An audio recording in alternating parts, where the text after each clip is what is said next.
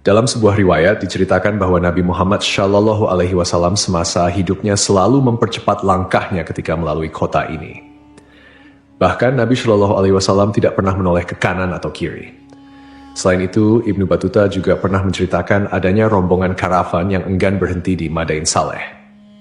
Konon, keengganan ini disebabkan karena Madain Saleh merupakan kota yang terkutuk. Orang-orang Arab menyebutnya sebagai markas jin yang harus dijauhi. Jika terpaksa harus ke tempat tersebut, maka seorang muslim harus melewatinya secepat mungkin dalam keadaan menangis dan takut akan murka Allah Subhanahu wa Ta'ala. Namun, saat ini pemerintah Arab Saudi membangun kota ini menjadi tempat wisata sejarah. Tentunya, hal ini bertentangan dengan apa yang disabdakan Nabi Shallallahu Alaihi Wasallam. Lalu, bagaimanakah kisah sejarah masa lalu tentang kota ini? Namun sebelum lanjut, mohon tonton video ini sampai selesai agar tidak ada kesalahpahaman serta dukung kanal ini dengan cara subscribe, like, dan komentar agar kanal ini semakin maju dan berkembang. Terima kasih. Al-Ula, atau dikenal juga sebagai Madain Saleh, menyuguhkan gurun pasir yang menakjubkan karena dikelilingi oleh gunung dan tebing yang tinggi. Menariknya, tebing tersebut dipahat dan diukir dengan bentuk yang khas. Kaum Tsamud adalah masyarakat yang terkenal dengan keahlian mereka dalam bercocok tanam, beternak, dan arsitektur. Namun, keahlian tersebut membuat mereka sombong dan merendahkan kaum lain. Gaya hidup mereka dipenuhi kemaksiatan seperti mabuk-mabukan, berzina, dan berfoya-foya. Melihat penyimpangan ini, Allah Subhanahu wa Ta'ala mengutus Nabi Saleh alaihi salam untuk mengajak mereka kembali ke jalan yang benar. Nabi Saleh menyeru, "Hai kaumku, sembahlah Allah. Sekali-kali tidak ada bagimu Tuhan selain Dia. Dia telah menciptakan kamu dari bumi dan menjadikan kamu pemakmurnya. Karena itu, mohonlah ampunannya, kemudian bertobatlah kepadanya. Sesungguhnya Tuhanku amat dekat rahmatnya dan memperkenankan doa hambanya." Namun, seruan Nabi Saleh ditolak oleh sebagian besar kaum Tsamud, terutama orang-orang kaya dan berkedudukan tinggi. Mereka berkata, "Hai Saleh, sesungguhnya kamu sebelum ini adalah seorang di antara kami yang kami harapkan. Apakah kamu melarang kami untuk menyembah apa yang disembah oleh bapak-bapak kami? Sesungguhnya kami ragu dan khawatir terhadap agama yang kamu serukan kepada kami." Suatu ketika kaum Tsamud berkumpul di suatu tempat, lalu Nabi Saleh mendatangi mereka, menyeru mereka kepada Allah, mengingatkan, memberi nasihat, dan menyampaikan perintah kepada mereka. Namun mereka menantang Nabi Saleh, "Jika engkau bisa mengeluarkan seekor unta betina bunting dengan ciri seperti ini dan itu dari batu besar ini," mereka menunjuk batu besar di sana dan menyebutkan sejumlah ciri yang mereka inginkan. Nabi Saleh kemudian berkata kepada mereka, "Bagaimana menurut kalian jika aku penuhi permintaan seperti yang kalian inginkan? Apakah kalian mau beriman kepada kebenaran yang aku sampaikan dan mempercayai risalah yang diutuskan kepadaku?" Mereka menjawab, "Ya." Nabi Saleh kemudian mengambil perjanjian mereka atas hal itu. Setelah itu, Nabi Saleh menghampiri tempat salat lalu salat kepada Allah Subhanahu wa Ta'ala sebagaimana yang Dia takdirkan untuknya. Setelah itu, ia memanjatkan doa kepada Allah Subhanahu wa Ta'ala agar permintaan mereka dikabulkan. Allah Subhanahu wa Ta'ala kemudian memerintahkan bongkahan batu besar tersebut untuk mengeluarkan seekor unta besar dan bunting dengan ciri-ciri tepat seperti yang mereka inginkan. Saat melihat mukjizat itu dengan mata kepala sendiri, mereka menyaksikan suatu hal besar, kuasa nyata, bukti jelas, dan terang. Banyak di antara mereka yang beriman, namun sebagian besar tetap kafir, tersesat, dan membangkang. Karena itu Allah Subhanahu wa Ta'ala berfirman, "Tetapi mereka menganiaya unta betina itu, yaitu mereka mengingkarinya." Sebagian besar di antara mereka enggan mengikuti kebenaran meskipun telah melihat mukjizat tersebut. Di antara tokoh yang menyatakan beriman adalah Junda bin Amr bin Muhallah bin Labid bin Jawas. Ia termasuk salah seorang pemimpin kaum Tsamud yang tetap berpegang teguh pada Islam. Yang menghalangi lainnya untuk beriman adalah Zu'ab bin Labid, Habab si pemilik berhala-berhala kaum Tsamud, Rabab bin Sya'ar bin Jalmus. Junda mengajak saudara sepupunya Syihab yang juga seorang pemuka kaum Tsamud untuk masuk Islam. Syihab bermaksud untuk masuk Islam, tetapi dihalang-halangi oleh para pembesar Tsamud yang masih kafir. Akhirnya, Syihab kembali ke barisan orang-orang kafir. Karena itu, Nabi Saleh berkata kepada mereka, "Ini seekor unta betina dari Allah. menyandarkan unta tersebut kepada Allah sebagai bentuk kemuliaan dan keagungan, sebagaimana istilah Baitullah atau Abdullah, sebagai mukjizat untukmu, yaitu sebagai bukti kebenaran ajaran yang aku sampaikan kepada kalian. Biarkanlah ia makan di bumi Allah, janganlah disakiti, nanti akibatnya kamu akan mendapatkan siksaan yang pedih. Quran Surat Al-A'raf ayat 73. Pada mulanya, mereka menyepakati bahwa unta tersebut boleh berada di tengah-tengah mereka, memakan rerumputan dimanapun dalam kawasan mereka, dan mendatangi air pada hari-hari tertentu.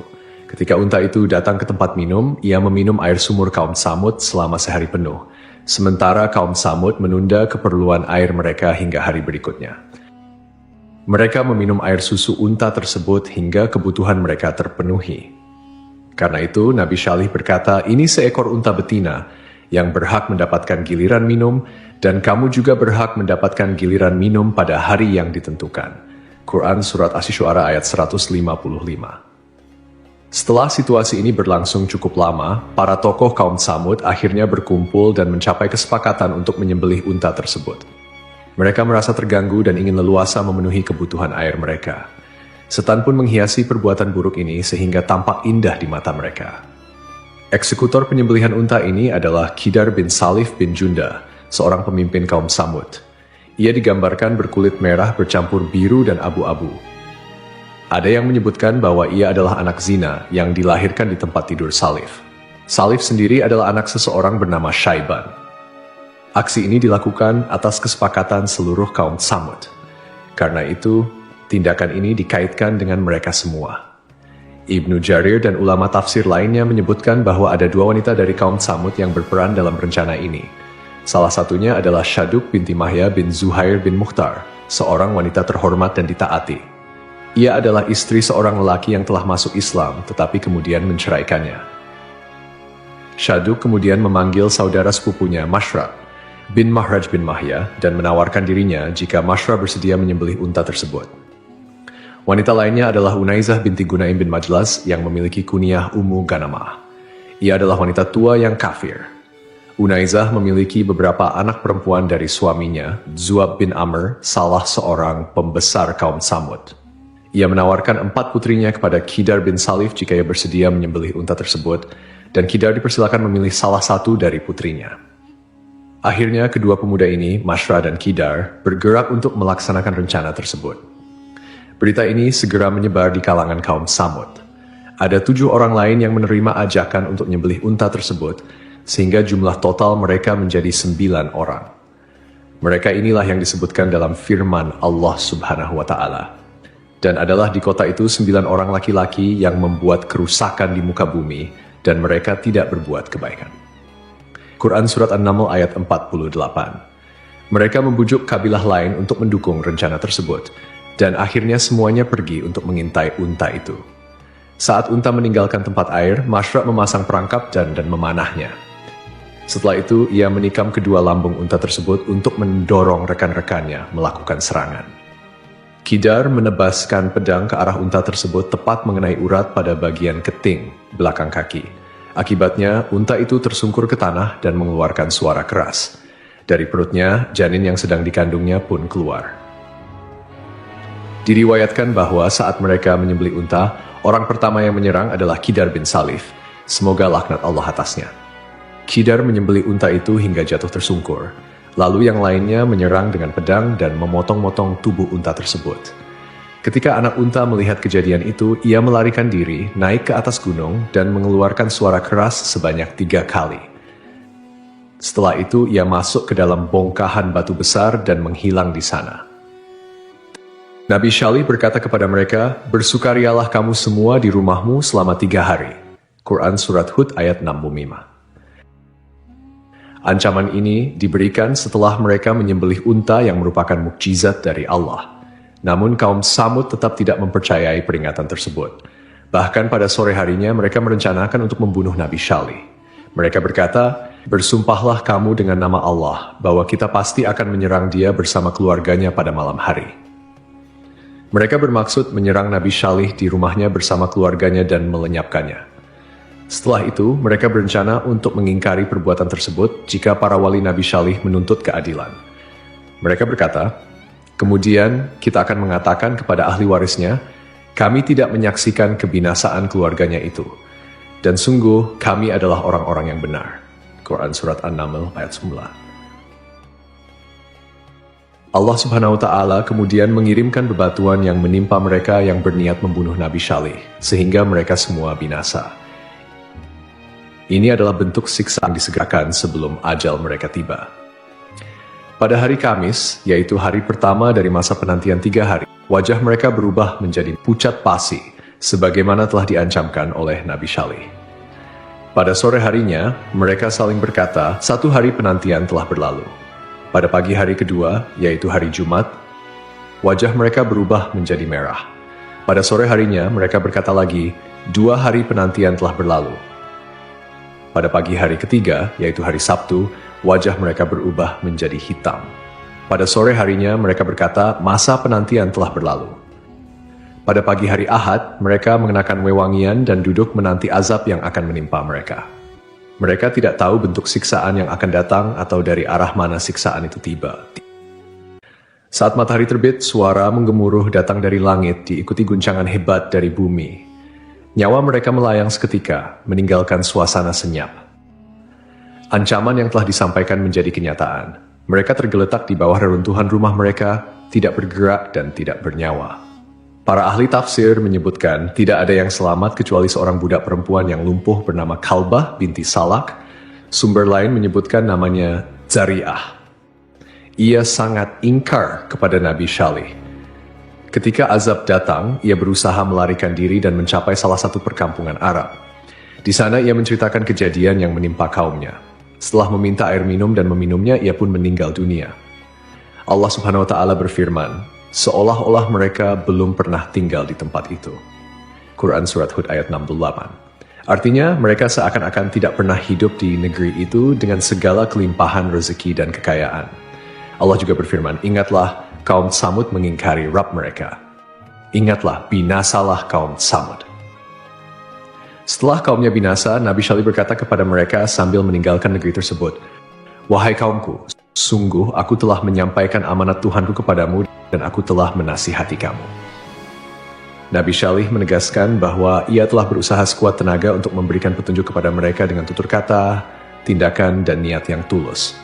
Namun, kaum Samud menolak kebenaran dan tidak menyukai orang yang memberikan nasihat. Menurut salah satu riwayat, Nabi Syalih pindah ke Tanah Haram dan tinggal di sana hingga wafat. Profesor di Departemen Arkeologi Universitas Raja Saud, Ahmad Muhammad Al-Abudi, menuturkan bahwa kaum pertama yang menempati wilayah Al-Ula adalah kaum Samud, yang kemudian diikuti oleh bangsa Nabatean. Al-Abudi sendiri telah menghabiskan waktu lebih dari 14 tahun untuk meneliti situs-situs tersebut, dan penelitiannya sering dikutip oleh berbagai media, termasuk Al-Arabiya. Meskipun kaum Samud telah menerima azab yang sangat menyedihkan karena menolak peringatan dari Nabi Syalih alaihi salam, mereka ternyata memiliki keahlian yang luar biasa dalam bidang pertukangan, khususnya dalam hal ukiran dan pahat memahat batu. Salah satu bukti dari kemahiran kaum Samud dalam mengukir ditemukan oleh arkeolog yang mengkaji sejarah kaum Nabi Hud alaihi salam dan kaum Samud di Arabia Selatan, Brian Doe. Ia menyatakan bahwa kaum Samud dikenal melalui berbagai tulisan dan pahatan pada dinding batu yang mereka tinggalkan. Tulisan-tulisan ini secara grafis memiliki kemiripan dengan huruf-huruf Semitik yang dikenal dengan sebutan Tamudik. Banyak dari tulisan-tulisan ini ditemukan di wilayah Arabia Selatan hingga ke kawasan Hijaz. Selain itu, para arkeolog juga berhasil menemukan sejumlah batu karang yang merupakan peninggalan budaya kaum Samud. Penemuan ini tersebar di berbagai tempat, seperti pegunungan dan lembah-lembah di wilayah Arabia Selatan dan Tengah, termasuk di Gunung Athlab, serta berbagai artefak seperti tembikar yang menggambarkan kecanggihan teknik pembuatan barang-barang mereka. Karena keterampilan dan kepandaian mereka, ukir jadikan komoditas perdagangan dengan komunitas lain. Sebagian dari ukiran tersebut juga digunakan sebagai dekorasi di rumah-rumah mereka. Kaum Samud juga dikenal memproduksi barang pecah belah seperti tembikar dengan desain unik dan nilai seni yang tinggi. Selain itu, mereka juga memperdagangkan kemenyan dan rempah-rempah yang memberikan mereka kekayaan yang memungkinkan mereka membangun istana, rumah yang dipahat dari batu, serta makam-makam yang terletak pada tebing-tebing karang. Kota ini, yang kini dikenal sebagai Madain Saleh, berasal dari bahasa Arab yang berarti kota Saleh. Kota kuno ini terletak di bagian utara Hijaz, yang saat ini menjadi wilayah Arab Saudi, sekitar 20 km dari kota Al-Ula. Kaum Samud dan Nabatean. Mereka hidup sekitar 3.000 tahun sebelum Masehi antara zaman Nabi Nuh alaihissalam hingga zaman Nabi Muhammad shallallahu alaihi wasallam. Situs bersejarah ini terletak di barat laut kota Al-Ula pada posisi strategis di salah satu rute perdagangan kuno yang menghubungkan selatan Semenanjung Arab dengan utara termasuk Mesopotamia, Suriah, dan Mesir. Jarak antara Madain Saleh dengan kota Madinah sekitar 450 km, sedangkan dari Makkah sekitar 900 km. Perjalanan dari Madinah memakan waktu sekitar 4 jam melalui jalur panjang yang membelah gunung dan gurun berbatu. Madain Saleh dahulu dikenal dengan nama Al-Hijr, yang berarti tempat berbatu, karena lokasinya berupa bukit-bukit berbatu. Nama ini bertahan hingga abad ke-14 Masehi, sebelum seorang wisatawan Andalusia mengganti namanya menjadi Madain Saleh, yang diambil dari nama Nabi Saleh alaihissalam. Jika kita mengunjungi Madain Saleh, kita akan menemukan peninggalan kaum Samud yang disebutkan dalam Al-Quran sebagai kaum yang ingkar terhadap ajaran Nabi Saleh hingga akhirnya mendapat azab dari Allah Subhanahu wa Ta'ala. Madain Saleh merupakan gugusan bebatuan pasir yang mengesankan. Bukit-bukit pasirnya memiliki warna beragam, dari merah, kuning, hingga putih. Bukit-bukit tersebut dipahat menjadi rumah-rumah dengan arsitektur yang menyerupai peninggalan Yunani dan Romawi kuno. Sebanyak 132 pahatan ditemukan di bukit-bukit tersebut. Pahatan-pahatan ini digunakan untuk berbagai fungsi seperti rumah, tempat pemujaan, dan makam. Pada tahun 2008, UNESCO menetapkan Madain Saleh sebagai situs warisan dunia. Kawasan ini memiliki luas sekitar 4.000 hektar dan menjadi situs warisan dunia pertama di Arab Saudi. Seiring berjalannya waktu, Kota Al-Ula telah mengalami perubahan signifikan, terutama dengan adanya implementasi Vision 2030 oleh pemerintah Arab Saudi. Dulu, Al-Ula adalah sebuah tempat yang tidak dikenal luas, bahkan merupakan tempat yang dilarang untuk dikunjungi oleh Nabi Shallallahu Alaihi Wasallam, seperti yang tercatat dalam hadis-hadis beliau. Namun, kini kota Al-Ula telah berubah menjadi tujuan wisata yang populer, dilengkapi dengan resor-resor mewah dan fasilitas modern. Pemerintah Arab Saudi saat ini tengah mengembangkan kota Al-Ula sebagai destinasi wisata internasional. Komisi Kerajaan untuk kota Al-Ula telah meluncurkan rencana pembangunan untuk wilayah tengah dan selatan yang dikenal dengan nama Path to Prosperity. Inisiatif ini bertujuan untuk menjadikan kota Al-Ula sebagai komunitas perkotaan dengan kualitas hidup yang lebih baik, serta menarik perhatian wisatawan dari seluruh dunia.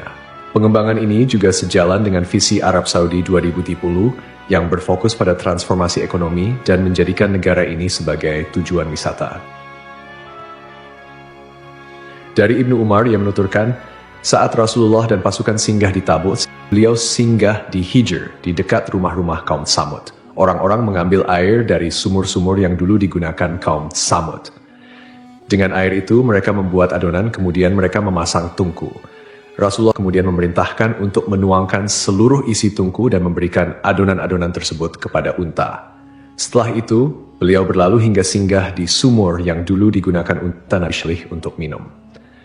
Beliau melarang memasuki tempat-tempat suatu kaum yang pernah tertimpa siksa. Beliau bersabda, "Sungguh aku khawatir jika kalian tertimpa azab seperti yang pernah menimpa mereka." Rasulullah juga bersabda saat berada di perkampungan Hijr, "Janganlah kalian memasuki tempat-tempat mereka yang pernah tertimpa azab itu, kecuali dengan menangis. Jika kalian tidak menangis, jangan memasuki tempat-tempat mereka agar kalian tidak tertimpa azab seperti yang pernah menimpa mereka." Lantas, apa hukumnya Muslim mendatangi Al-Ula atau Madain Saleh? Ada beberapa kebingungan mengenai kota Al-Ula dan Madain Saleh. Keduanya merupakan dua lokasi yang berbeda, tetapi letaknya berdekatan dengan jarak tempuh sekitar 25 hingga 31 km. Ulama Arab Saudi, Sheikh Asim Al-Hakim, ketika mendapat pertanyaan tersebut, mengatakan bahwa Madain Saleh adalah daerah yang dilarang Rasulullah untuk didatangi. Jika terpaksa harus ke tempat tersebut, maka seorang muslim harus melewatinya secepat mungkin dalam keadaan menangis dan takut atas murka Allah. Namun daerah ini harus didefinisikan dengan jelas, karena saat ini Madain Saleh adalah nama yang diberikan untuk seluruh wilayah. Daerah yang ditimpa azab dan siksa Allah adalah daerah yang terbatas. Oleh karena itu, seseorang harus bertanya kepada ahli tentang lokasi tersebut, di mana daerah ini bermula dan di mana berakhir. Inilah daerah yang tidak boleh dimasuki atau didekati. Selain itu, tidak masalah, jelas Sheikh Asim Al-Hakim. Tidak semua daerah Al-Ula atau Madain Saleh tertimpa azab Allah yang diturunkan kepada kaum Tsamud. Oleh karena itu, penting untuk mengetahui batasannya, mana daerah yang dilarang dan mana yang diperbolehkan untuk dimasuki. Daerah yang terkena azab Allah jelas tidak boleh dimasuki. Wallahu alam. Bagaimana pendapat sahabat sekalian? Tulis di kolom komentar.